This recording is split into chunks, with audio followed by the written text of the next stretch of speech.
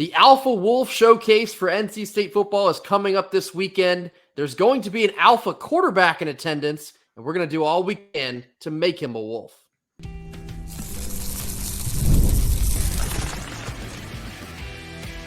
You are Locked On Wolfpack, your daily podcast on the NC State Wolfpack, part of the Locked On Podcast Network, your team every day. What's up, Wolfpack Nation? It's time to get locked in with Locked On.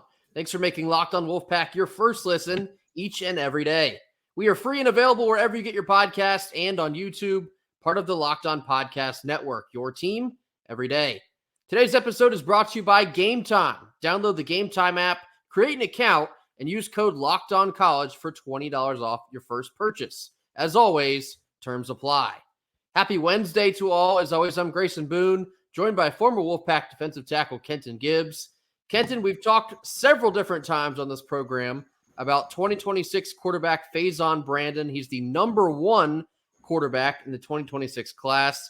I believe about a month or so ago, he announced his final four schools for his commitment and his recruitment. NC State is one of them, and the other three are Tennessee, Alabama, and LSU. Now, as mentioned, NC State's Alpha Wolf Showcase is this weekend. It's basically the last big high school recruiting event of the year. It's essentially like a super camp. It will include several of their 2025 commitments and also a large handful of 2026 prospects. Now, Faizon Brandon will obviously be headlining this, being that he does have the prestige of the number one quarterback in the 2026 class. Kenton, now that Faizon will be in attendance this weekend, how do you think that helps the Wolfpack as his commitment date is rapidly approaching on August the 3rd? Yeah, I think this definitely helps the Wolfpack because you want players around players who want to be at your program. You don't want players around a bunch of guys who are indecisive, who are, NC State's nice, but I've also heard Tennessee's nice, but I also heard USC is not.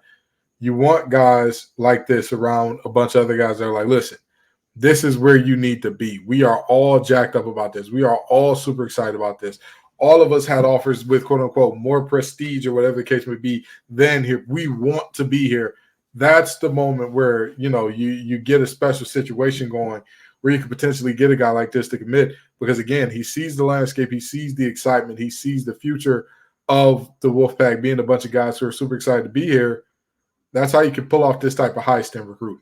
A lot of the rumors surrounding his recruitment kind of point to like an unofficial final two. A lot of folks think it's going to come down to Tennessee and NC State. So for NC State to get us effectively one last crack at him here, I guess would be a week before his commitment, that's a really big deal. Faizon Brandon is the type of player and the type of quarterback that can very quickly change your program. The number one quarterback is going to attract a lot of talent in the form of skill players that want to play with a guy like that.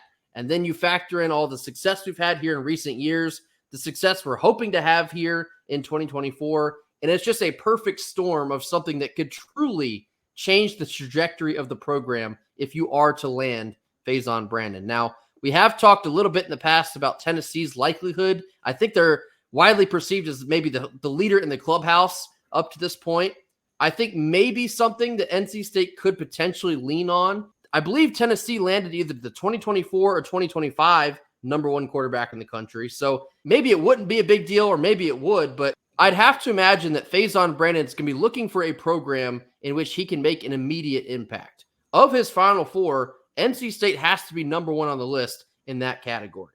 Now, we do have our prospects. We have C.J. Haley in the wings. We have Will Wilson in 2025. But the number one quarterback in the country, when you're NC State and that quarterback happens to be an hour west of campus, it has to be all systems go. You cannot take advantage.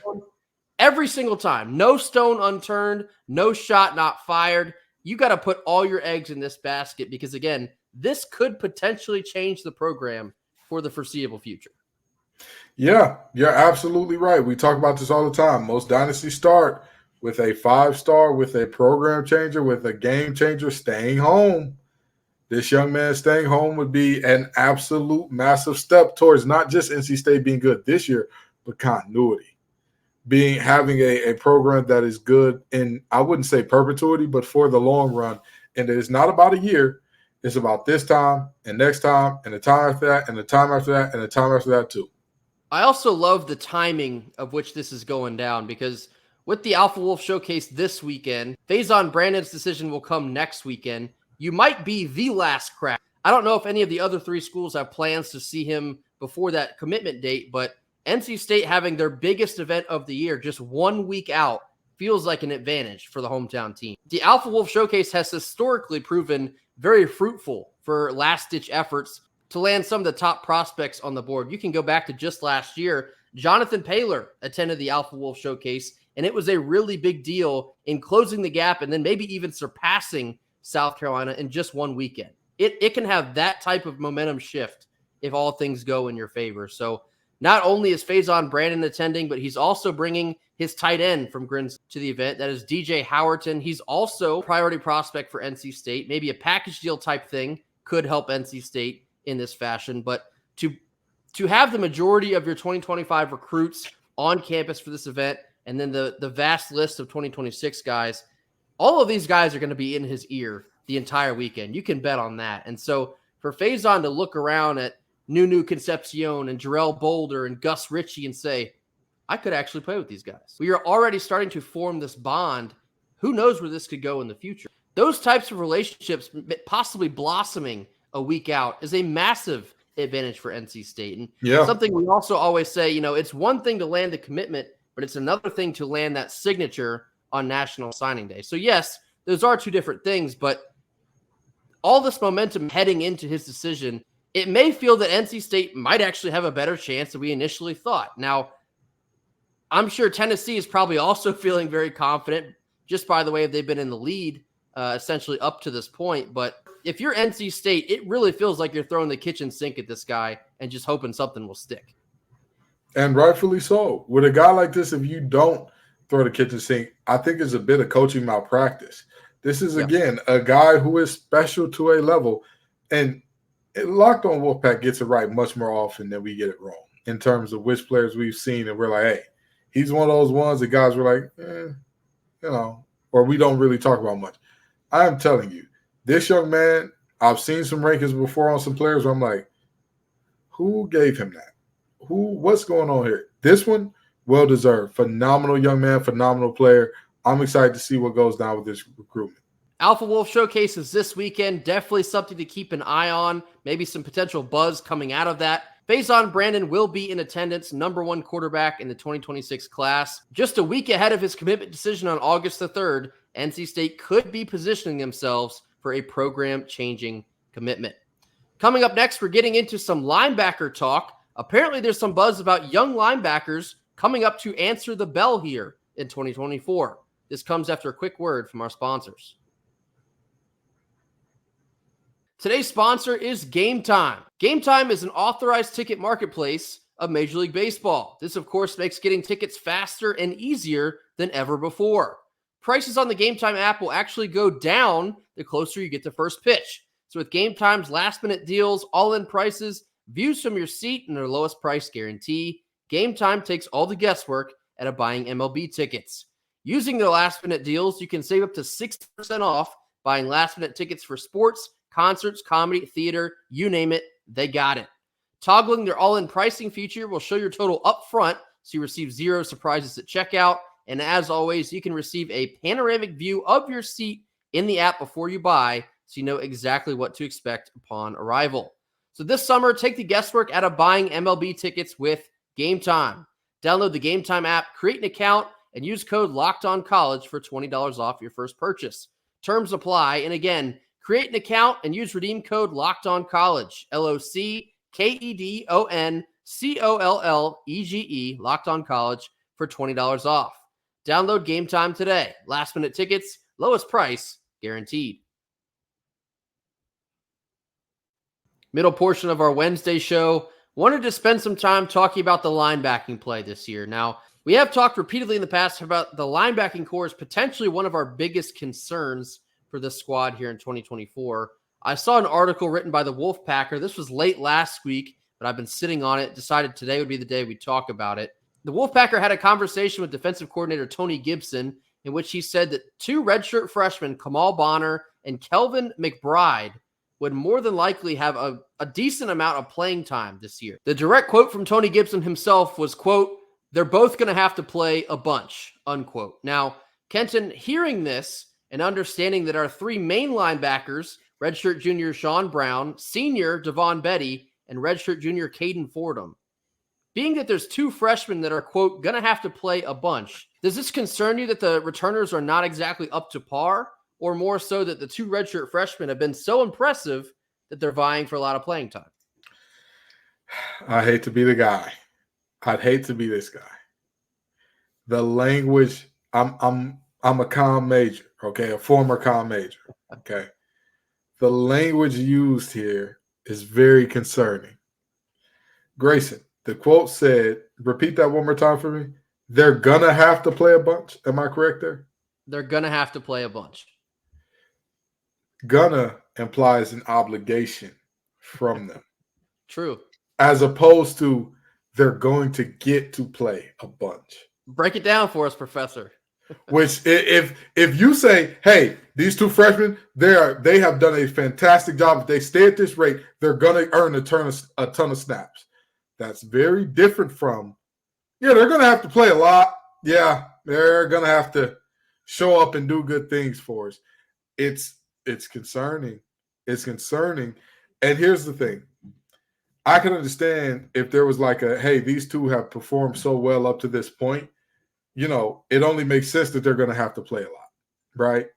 And maybe I'm over-indexing. Maybe there's nothing here, and that is what Tony Gibson meant. I just misinterpreted it. And I'm okay with that. I'm okay with sometimes you get a little too deep. It's like when people are interpreting different rappers' lyrics and they get too deep into, well, what was this subliminal? Did he mean it? And all of a sudden you start creating stuff that's not there. But to me, I'm concerned when I hear gonna have to, as opposed to we want them to, or they'll get to, or it would be great if they could. Those are, as a little conservative. I'm with you. And with all due respect, I am also a teeny bit worried when I hear a sentence like that one. By no means am I hitting the panic button, but when you have three linebackers that you're returning, all three of which have a lot of experience. Sean Brown, not exactly at the linebacker position, but he has experience in this defense. Bringing those three guys back and kind of implying that might not be enough from this quote from Tony Gibson. We've talked about the depth. We talked about how it stung when the Auburn linebacker Cam Riley had committed and then decommitted to NC State, and where that kind of left things, being that we weren't pursuing any more linebackers out of the portal. I haven't heard a whole lot about the JUCO transfer and Wyatt Wright. Haven't heard a whole lot about the young freshman Elijah Groves, who are both very high on. Perhaps he's another freshman that could rise up and make an impact this year. In the past, I've heard some positive buzz about Kamal Bonner and what they hope that he can be at NC State. I am a bit encouraged to see his name being thrown in the mix for a lot of playing time, but I'm with you, man. I'm a little concerned by the way that sentence is laid out. They're going to have to play a lot this year. That worries me a little bit. I'm also very firmly in the camp that it's in Tony Gibson we trust. How could we ever doubt this man after what he's given us these past couple of years? But being that the linebacking core is one of our bigger concerns and the depth in which we refer to them with, again, I'm not exactly going to hit the panic button, and I don't think anyone else should either, but that is probably the main position I'm going to have my eye on here as we move out through fall camp. Yeah, it's at the end of the day, the linebacker play just has to be at a level where it's not an Achilles heel. I'm not saying that I'm expecting them to be back what they were when it was Peyton Wilson, Isaiah Moore, and Drake Thomas walking through that door. Not expecting that. Because that was, it's one of those moments where, you really don't realize how good you had it until it's gone. And that's one of those moments. But we're not expecting that level. But we're expecting them to hold firm, because at that point in time, I will make the argument for, and I don't think there's too much argument against, those three were the best linebacker trio in the ACC by a mile and potentially the country. We're not expecting that. We're expecting, again, be good, be above average, and we'll be just fine.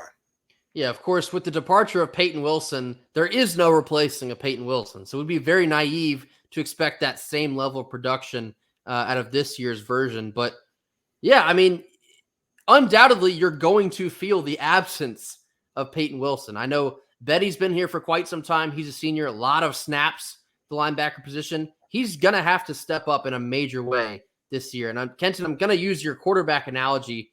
The linebacking core needs to be a core that you win with, not exactly because of, because I think the defense as a cohesive unit will be very strong, defensive line and secondary included, but the linebacking core can't afford to be a liability. If we're repeatedly blowing coverage, missing gap assignments, missing tackles, it can turn into a nightmare pretty quickly. So we just need them to hold serve, so to speak. We need them to be serviceable, play above average, like Kenton mentioned. Don't be the reason that this defense can't get it done on a consistent basis. Now, big picture here, 2 redshirt freshmen seeing a lot of playing time, it will be a positive. But for this year, with the expectations being placed on this season, makes your skin crawl just a little bit. Yeah, no doubt about it. No doubt about it. And at the end of the day, it's, again, if these two prove us wrong and shut us up, I would never be more happy to be wrong. Anybody who knows me know I love being right. But this is a moment where if I got to eat some crow, I'll hop on there happily. And I'll say, Bonner, I wasn't familiar with your game. I was unfamiliar with your game, brother. You did some things on that field I did not know you were capable of, and I'll be excited to say it. I'll be excited to say it about any freshman that has to play. If it's Elijah Groves, if it doesn't matter who it is. Any of these young guys that are thrust into positions where they're going to have to play a lot, if they outperform my expectations, hell, if this linebacking core turns into another strength, I think we could probably kiss Tony Gibson goodbye at that point because that man is proven to be a kingmaker at that level. But in all seriousness, I wouldn't be mad at that. Wouldn't be one bit mad at it. One of my favorite dynamics that we have on this program, Kenton, is neither one of us has any problem with being wrong. We're not afraid of being wrong. If Kamal Bonner, Kelvin McBride step up and lead this core this year, we will celebrate them the entire season. Absolutely. And have zero problem in doing so. But voicing our concerns here, I think are valid. You want the returners to come back and be the leaders of this defensive unit. So perhaps they have their work cut out for them once fall camp gets going. Maybe Tony Gibson has put this out for some motivation for a couple guys to step it up here in a couple weeks. I mean, that could be a very effective tool, but nonetheless, the linebacking core is definitely one of the groups that we're going to have to keep an eye on before this thing kicks off here in close to a month. I can't believe that's real. We're getting real close to about a month away, and we got to make sure we're firing on all cylinders. Coming up next, we're going to give Kenton a chance to gloat. We're talking about the comments made by Commissioner Jim Phillips on Monday from ACC Kickoff after a quick word from our sponsors. Last couple of minutes of our Wednesday show. Wanted to roll back to Monday and some of the comments made by the ACC Commissioner Jim Phillips down in Charlotte at ACC Kickoff. Now, as expected, we talked about this on our Monday show, kind of what we were looking to be hearing out of his press conference and the future of the ACC and kind of all the buzz surrounding Clemson and Florida State. I'm not going to lie, I was pretty impressed with Jim Phillips. I think oftentimes, like we talked about, he's very political, kind of unemotional to a certain extent, doesn't really get into the weeds. But I like the fire and the intensity in which he talked about the future of the ACC, and he was talking about the conference has never been more committed in preserving and looking toward the future, keeping all members intact and keeping full steam ahead. He looked at the ACC as the third strongest of the power conferences. I think he's right. No disrespect to the Big 12, but the ACC is disrespected. You have your SEC, you have your Big 10. At this point, it kind of is what it is. We play quality sports here in the ACC and quality football in the ACC as well. So a lot of the focus obviously was going to be on his comments surrounding Florida State and Clemson. The early report on Monday from all the college football insiders was that neither school will be announcing their departure before that August 15th deadline. So, Kenton, I'm going to tee this up for you. You were right. Feel free to gloat. What a shock. What a surprise. What a twist. What a twist. This is M. Night Shyamalan couldn't have drawn up a twist to this level because who could have seen it coming? Who could have seen? I did. Plenty of people did. Anybody with good logic and sense can tell you, again, this is not Judge Mathis, okay? The judge will not ridicule you, say you're acting as if you're addicted to crack, and then rule on the case within 30 minutes. That's not how court in real life works. It's extremely slow. I know because I've seen this in real time, okay? So I'm not surprised at all by these two teams still being here at least through 2026. And I wouldn't be surprised if it even ran longer than that. You know what I mean? I genuinely would not be. I believe when all this buzz first started coming out, probably close to a year ago now, based on the strength and the validity that the grant of rights was presented with, I didn't really feel like any of this was going to be a factor until like maybe the 2030s. Maybe 2030 is where this maybe will start to set in to be a reality that they do choose to branch off. But Kenton has maintained on this show and also on Locked On ACC, no one is going anywhere anytime soon. And Florida State fans, I'm sure, are down bad over this. Clemson, I don't know Cope and seethe, losers. Clemson, I'm sure, is probably not too far behind them, but they're sticking here. They're not going to the Big 12. They're not going to the SEC. They're not going to the Big 10, at least for probably like 4 to 5, maybe even 6 more years. So here's my thing. I would not be surprised to see a lot of movement out of these two at 2027 at earliest. That's me being very aggressive with this. But I told everybody there were reports that these two teams had played their last game in the ACC and all that type of stuff, and I knew that was over. I knew the logistics just weren't there. Because if they would have canceled out every game in their schedule, they would have then had to replace that with an independent schedule. Notre Dame plans out their schedule almost a half decade in advance, maybe even longer in some instances. So how are y'all going to, with, 3 months notice, say we need to redesign all of this? It just wasn't realistic. And from an ACC standpoint, hearing Jim Phillips feel so confident in the future of the league, at least it kind of leads me to believe that the ACC is more likely to reform than deconstruct at all. A lot of people are so terrified that, well, if Clemson and Florida State leave, the league is surely going to be next to fold. What does that mean for a school like NC State? I think the ACC is going to be just fine. And sure, You're not going to reach the level of an SEC in the Big Ten. We're doing just fine with the bronze medal, I would say. And so, the future of conference realignment, I'm sure it's more likely to get uglier than it is prettier down the line. The worst, I'm sure, is yet to come. But for the time being, and at least for the not crazy distant future, I feel good about where NC State is at in the ACC, and I feel probably even better about the ACC as a whole. I look at it like this, okay? The ACC is holding strong. They're holding firm where they are with as many teams as possible. But I've said this all along, and people refuse to listen. The ACC right now is in a more similar place to the Big 12 with Oklahoma and Texas leaving than they are the Pac-12 with USC, UCLA, and Washington leaving, and Oregon as well. Much closer to the latter than the former. That'll do it for us here on Wednesday. As always, thank you all so much for joining us. Be sure to hit that like button. Drop your comments down in the comment box. Tell us what you think about Faizon Brandon attending the Alpha Wolf Showcase this weekend, just 1 week out from announcing his decision on August the 3rd. Do you think this will help NC State? Do you think it doesn't really make that much of a difference? Let us know in the comments. Let us know what you think about the young linebackers in Kamal Bonner and Kelvin McBride possibly vying for a lot of playing time in 2024. Does that concern you? Let us know down in the comments. Anything else you have on your mind, drop that down in the box as well. And we will see you all tomorrow on Thursday. Be sure to hit that subscribe button on your way out the door. And until then, go Pack. Go Pack.